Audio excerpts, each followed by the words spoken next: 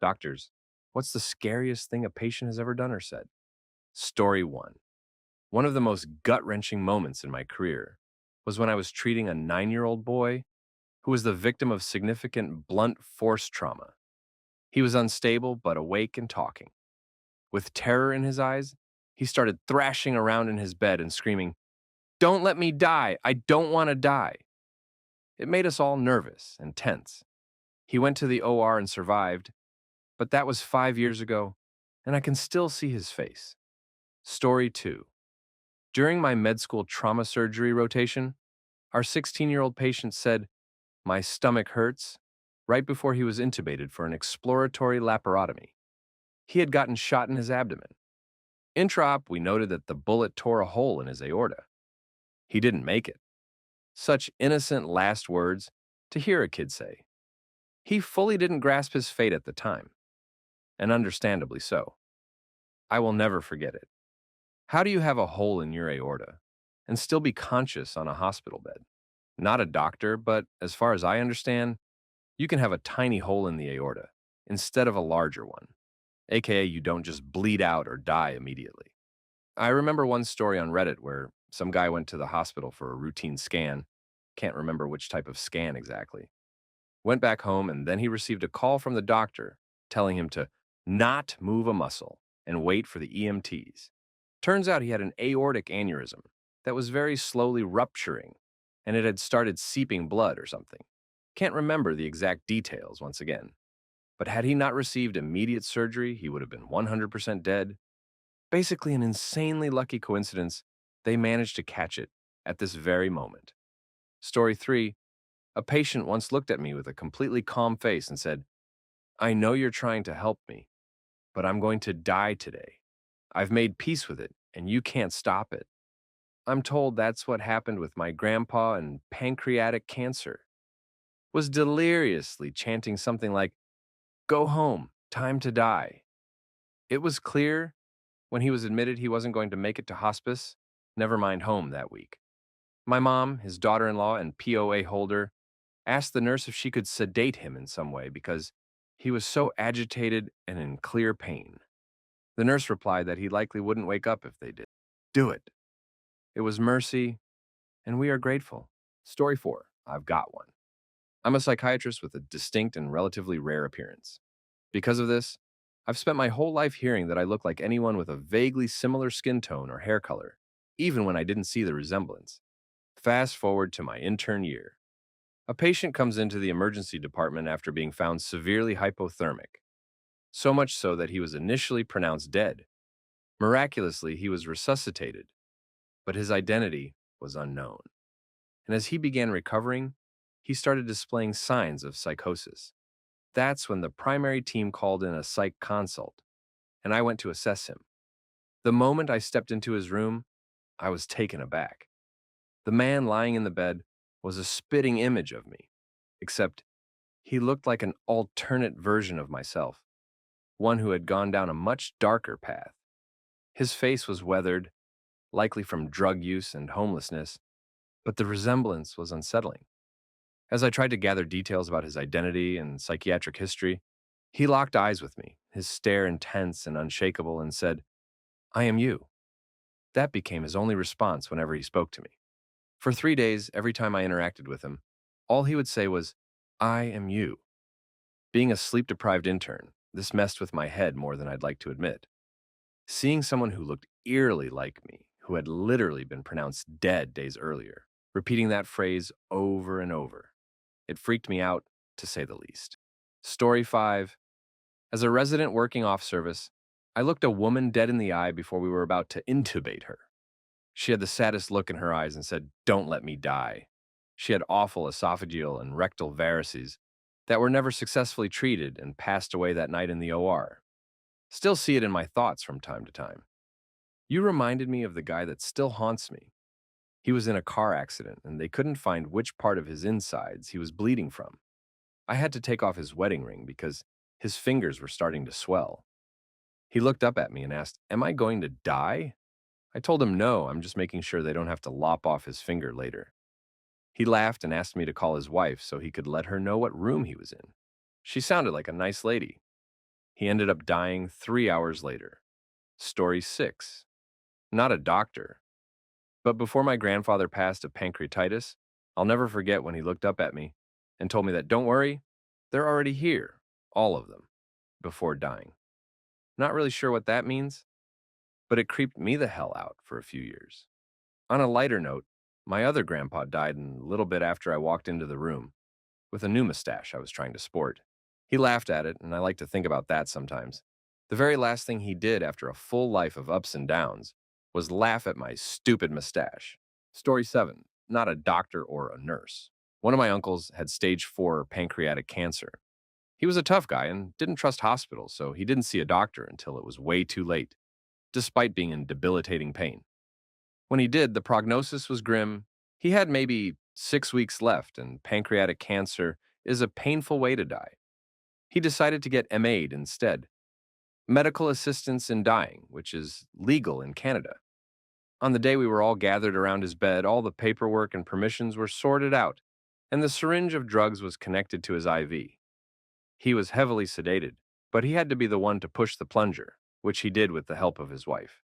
He closed his eyes and his breathing got very shallow and slowed down. After a few minutes, we thought he had passed. We were all standing around him, some saying goodbye. A lot of people were crying. About 10 minutes passed and people started to leave, when suddenly, in a strong, clear voice, he said, "Russell, wait for me." Then he was gone. Nobody knew who Russell was. Story 8. I've got one. I'm a psychiatrist with a distinct and relatively rare appearance.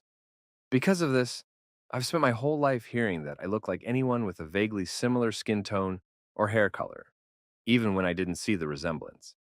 Fast forward to my intern year. A patient comes into the emergency department after being found severely hypothermic, so much so that he was initially pronounced dead. Miraculously, he was resuscitated, but his identity was unknown. And as he began recovering, he started displaying signs of psychosis. That's when the primary team called in a psych consult, and I went to assess him. The moment I stepped into his room, I was taken aback. The man lying in the bed was a spitting image of me, except he looked like an alternate version of myself, one who had gone down a much darker path. His face was weathered, likely from drug use and homelessness, but the resemblance was unsettling. As I tried to gather details about his identity and psychiatric history, he locked eyes with me, his stare intense and unshakable, and said, "I am you." That became his only response whenever he spoke to me.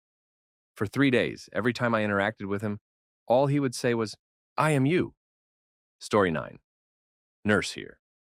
Had a patient going through opioid withdrawal, asked if I could give him an injection of a certain blood thinner. He said yes. He didn't like that the injection hurt. He leapt out of bed, backed me into a corner, and threatened to smash in my skull. He reiterated he once ended a police officer by beating him to death, and he wanted to do the same to me. He was 6'2". I am 5'0". I managed to de-escalate the best I could, gave him his opioids, encouraged him to go for a walk-off unit to let off some steam. It worked. But before he walked off the unit, he told our charge nurse he was going to end me. Management, security, and the doctor did fuck all. Had to spend the next few shifts worried I was about to get my butt beat. Story 10. Doctor here. First one that sticks to mind isn't so much what the patient said, but more her body language that clued into what was going wrong. Story. I was a medical student at the time, and the city my school was in is a hub for human trafficking. I noticed a patient in the ER who had a pretty bad injury to her face was with a sketchy-looking guy who was not related to her. She wasn't my patient, but I brought my gut feeling up to her doctor, who then made up some excuse to talk to the patient alone and got her to help. Turns out she was a victim of human trafficking. I never talked to her myself, but I couldn't shake the vibe I got from looking at her and the man she was with. Story 11. Not a doctor or a nurse, but a former army medic. On a foot patrol in Baghdad, I had a guy hit by an IED. Guy was conscious and laying on the ground, missing one leg, and most of the other below the knees. Some of the guys were trying to get TQs and ETBs going, but this guy, in shock, just kept asking for a cigarette. I was working his lower extremities and was afraid I was going to completely remove what was left of his remaining but barely attached foot by accident, and he kept fishing in his shredded cargo pockets for his pack of smokes. Obviously, he was dipping into shock, but he just kept asking for a cigarette. I need my smokes. Doc, just let me go out with a cig. One of his buddies slipped one while we got his legs packed and started movement for evac. I reckon this seems tame compared to a lot of other stuff, but it's hard not to associate the smell or mention of cigarettes with this guy. Dude made it out alive. It was just seriously jarring for me that this guy was absolutely fixated on getting a cig when his legs were toast. Story 12. First month as an intern. At this point, I know everything to crush med tests, but nothing to handle a patient. Only a doctor covering the night shift at a VA. Code green, which at this location means a patient is hostile. Jog around a corner. Find Mr. S, who I admitted a few hours earlier, now sundowning and holding a piece of broken glass in front of him like a knife. Sundowning is when an elderly, maybe demented patient has increased confusion plus or minus agitation early in the night, especially in an unfamiliar setting, which every hospital is. He's holding the broken glass towards the charge nurses and screaming nonsense, mainly F-bombs and wanting to go home. Me too, man. Two police officers are standing a couple yards in front, one touching his sidearm. Nurses and techs are lining the hallway. Lights are on, TVs are on. Mr. S is not enjoying his stay. Everyone looks at me, the youngest, least experienced. Why not? So, what do you do? First thing, greet Mr. S. I admitted him, so I knew he was a good guy in a confused state. I never mentioned the situation, just started a random polite conversation. Next, motioned for the cops to leave, the extra nurses and techs to leave, turn off the TVs, turn off the overhead music, turn off some lights, de-escalate everything. And then, with just the charge nurses and I in the hallway, minimal stimulation, we waited him out. Eventually, he forgot about what he was holding as we talked about his wife and fishing outside the city. We did end up giving him a sedative once the danger passed. Not sure if I should have. And the next day, we got him home. Story 13. Probably not what you're asking, but the thing that I've been most scared to respond to was a 7-year-old-ish girl stopping me talking to her mom and first asking me if I was a doctor, which I responded yes to, and then asking me very frankly if her dad was going to die. Given that he was intubated on 2 pressors with a multi-drug resistant infection on top of a hematological malignancy, the real answer was most likely, striking a balance between remaining honest and not adding extra trauma to her experience, knowing it could possibly be something she carries with her for her entire life, without preparation. I was on a consulting team, not the primary team, so wasn't on the team designated to discuss goals of care and overall expectations. Was terrifying.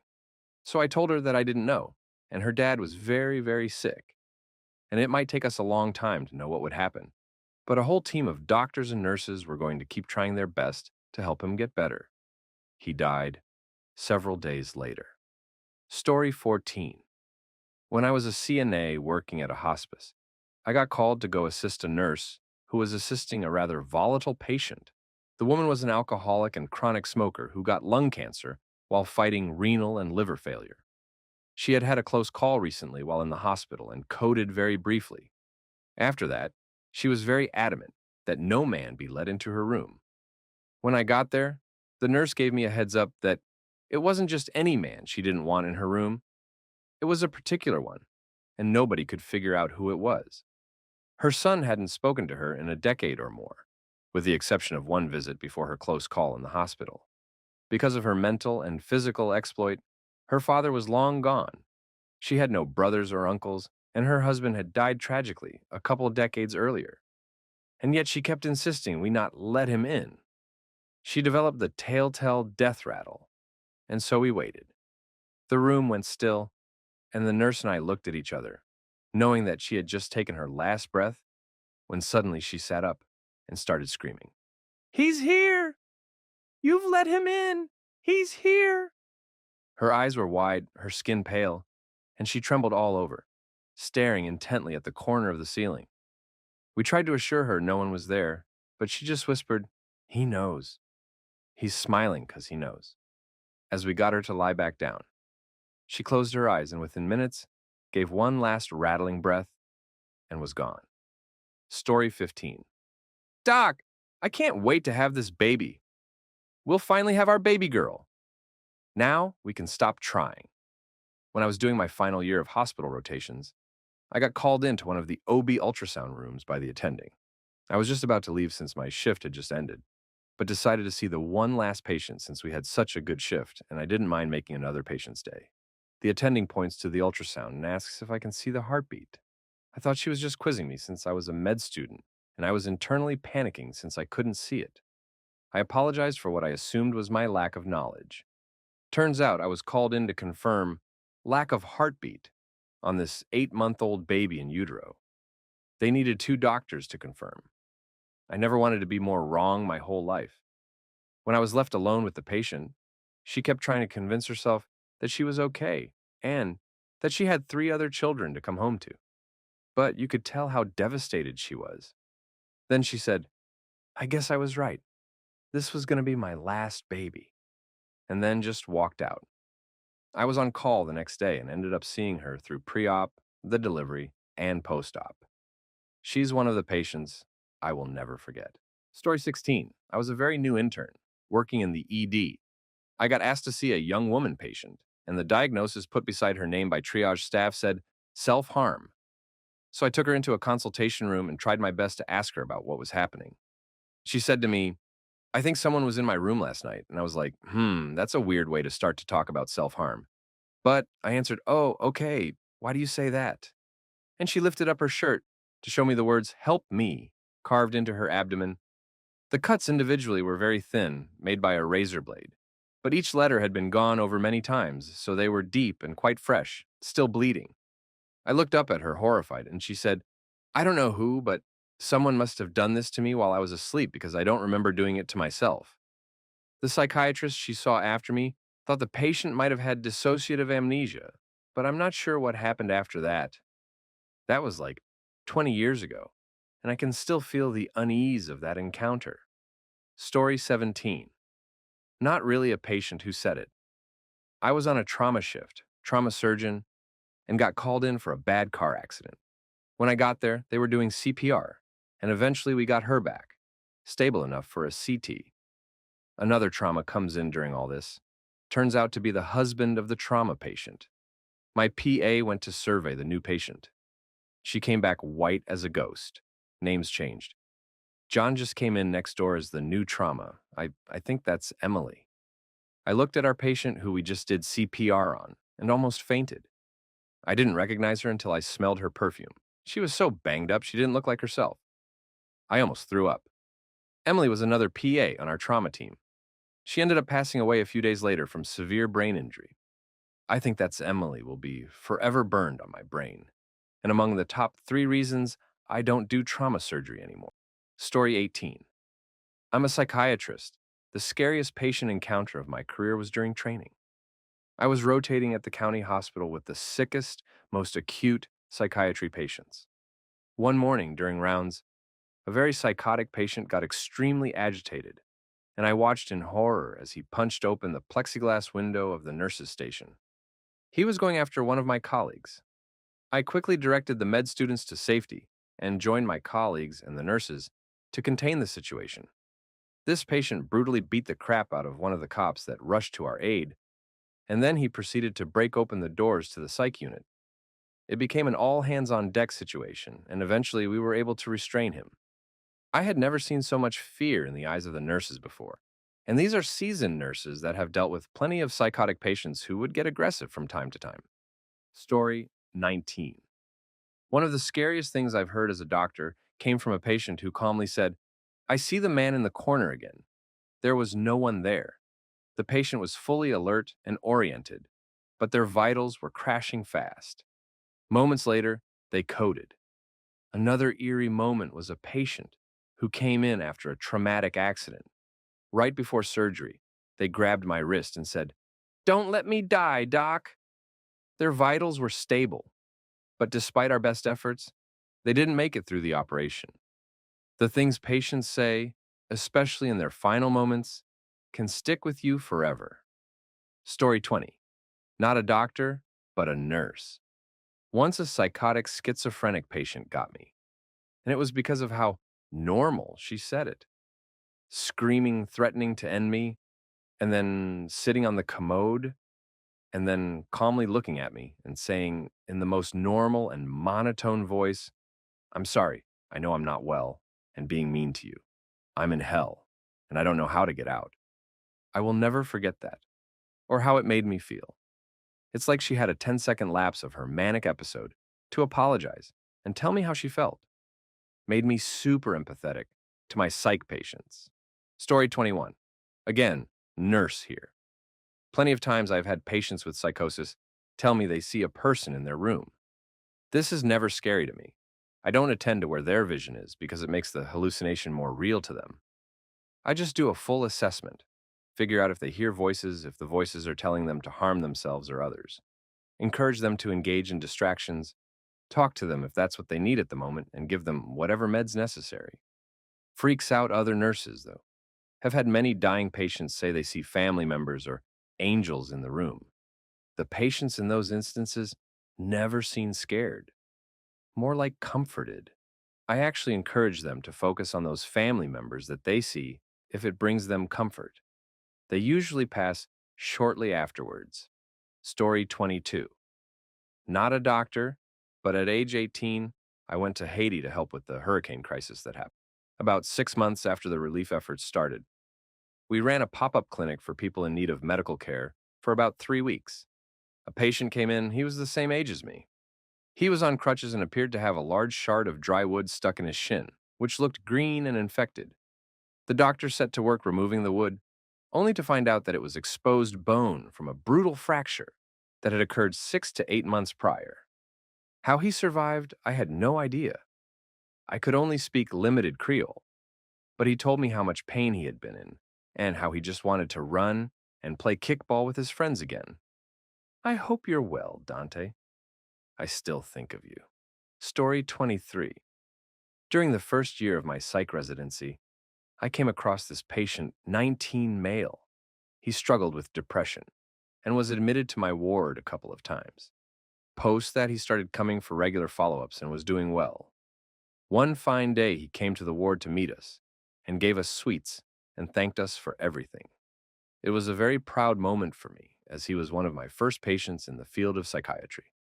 The same night, I was on call, and at about 3 a.m., I went up to the main entrance to collect my food parcel. I saw a car going towards the ER, and legs were sticking out of it. I felt like I recognized those pants, so I walked up to the ER to see who it could be. He had hung himself that night. Nobody suspected it. Not his family, not us. Still haunts me at times.